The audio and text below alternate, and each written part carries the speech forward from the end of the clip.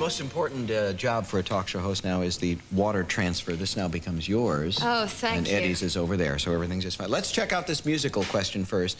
Dan said you had a song on the music charts in the 60s called what? Castaway. True? Was it? I was a disc jockey. Did I play that? Where, Well, maybe did you it did. did you record a record called Castaway? Well, it was a song in a film called In Search of the Castaways. But you sang it, right? I did sing it, yes. There you go. Oh, Yes, see? but it never got in the hit parade or Well, it anything. wasn't Augusta, Georgia. It was a big hit. You were a giant at that time, a giant singer in Augusta. You didn't even know that. People, you know, it's easy to forget as the years go by how enormous your popularity, particularly at that time, was. I mean, you were getting busloads of mail. I know. Did you ever have counted this? I mean, how many letters and gifts you would get from particularly from teenage fans? Well, actually, yes, somebody at Disney told me the other day it was something like about 7,000 a week or something like These that. were now now I have to confess that I'm one of, and everyone around the office around my age said this. We were talking. I said I had a bit of a crush on Hayley at that time too, and apparently I was not alone. As it turns out, there were a lot of two more guys with crushes over there. Well, there were a lot of hormones flying around at that time, and that happened. Did you get a lot of gifts from young men?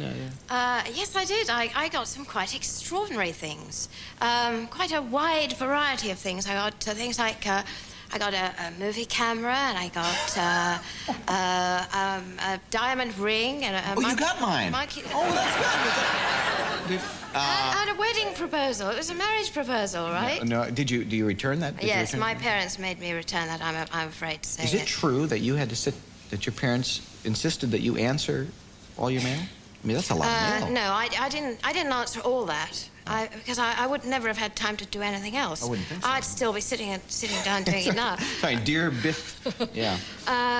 I think that Disney Studios had to do a lot of the answering, but all of the mail that I saw, I did answer most of it, but some of it went to the studios, and I used to find it rather hard work, but I'm terribly glad that I did now, because I often bump into people who say that you know, when they were 5, they wrote to me, and so I have to say, oh, what did I? Yeah. You know, did you ever get an answer? And they did, apparently. Yes, Well, yes, often they... Well, because we've all had the experience of writing to someone we admire, and you don't hear anything, and it's crushing, isn't it? When Oh, it is, because I was totally in love with Elvis. And I spent a long time writing a letter to Elvis, and never heard anything. Never? I'm sorry. Which was very disappointing, but I think it was probably censored. Yeah. And by the time he read it, it was it such a mess. He couldn't understand a hot letter. So talk about Disney a little bit. You worked for Mr. Disney for a long time and made a lot of films for him. Did you get to know him at all? Did you get to spend any time with him away from the studio?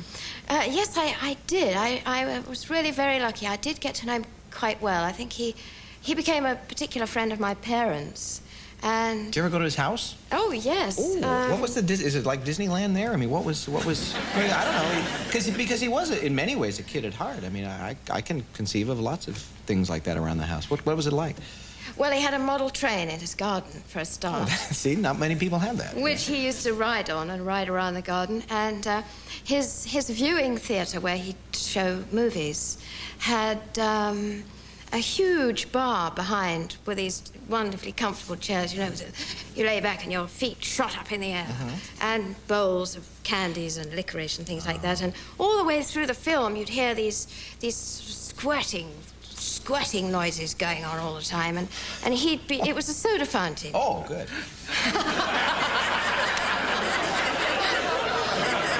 And he'd be making ice cream sodas and sundaes and things like that. So, you know, you saw a movie and you came out. That's nice. That's nice. Because I assume the studio has changed since then. I mean, Yes. it has probably a little more corporate than it was. Well, it's changed in one way quite a lot. I mean, obviously, Disney now is so vast. It's a wonderful, successful, exciting, vibrant company with a lot of good things happening. And the little studios, really, you know, they've had to expand. The central heart of the studios is very much the same, where the administration and the screening and the commissary, all that's exactly the same. And the grass and the flower beds and people sitting around having their lunch and their sandwiches. But because it is so big, you can't, it's impossible to have the contact with the people who actually run the studio. See, I have trouble imagining going over to Michael Eisner's house for Sundays. I don't know, it's just a little problem I have. Oh, some people do, I'm sure. Well, perhaps they do. Perhaps they'll invite us one day. We'll be back and talk more with Hayley Mills. The Parent Trap 3 coming up in a minute. Welcome back. Talking with Hayley Mills. Let's Get Together, Yeah, Yeah, Yeah. That was the big song, right? Yeah, yeah, yeah. Yeah, that was like a #1 song, That's wasn't it? right. I don't know. See, Dan, where were you when we were thinking about that? I like the slow ballad, catch. I just can't get him off that. Parent Trap. The original was when? The original must have been in 1961. This, I assume, is from... That's right. Yeah? And you were twins in this. Yes. Yes. Yes. So I don't have to ask which one is you in this picture. Apparently. And then you did a sequel, Parent Trap 2, a couple of years ago? Yes, in '86. Yeah. Now, were you worried about doing a sequel to that because it was a very popular movie and people had a lot of affection for it? Yes, I was. I thought it was a strange thing to do at, like, you know, 28 years later. Yeah, something like that. Something like that.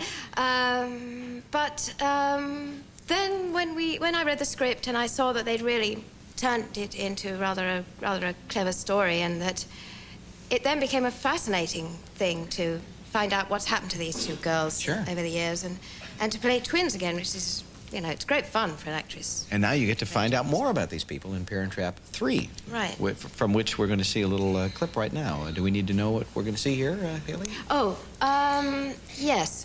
Gosh, I sound awfully bad at telling the plot. Oh, well, but just a quick briefly, little setup here.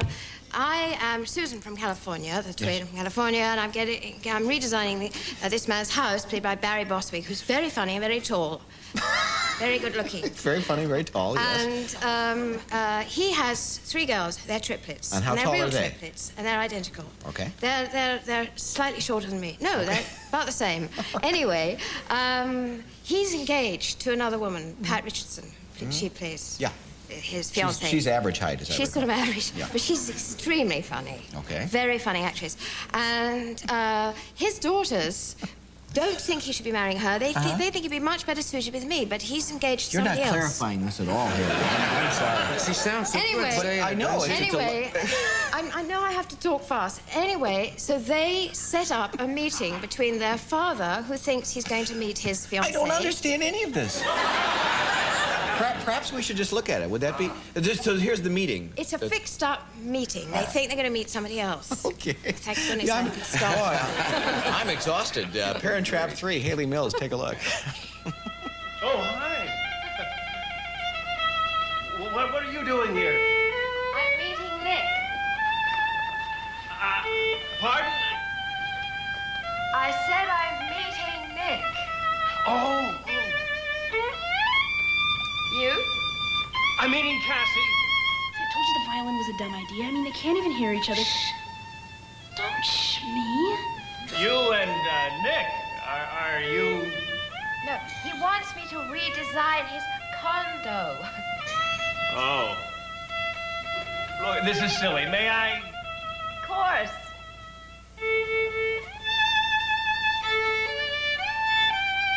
Go for it, Dad. Gotcha.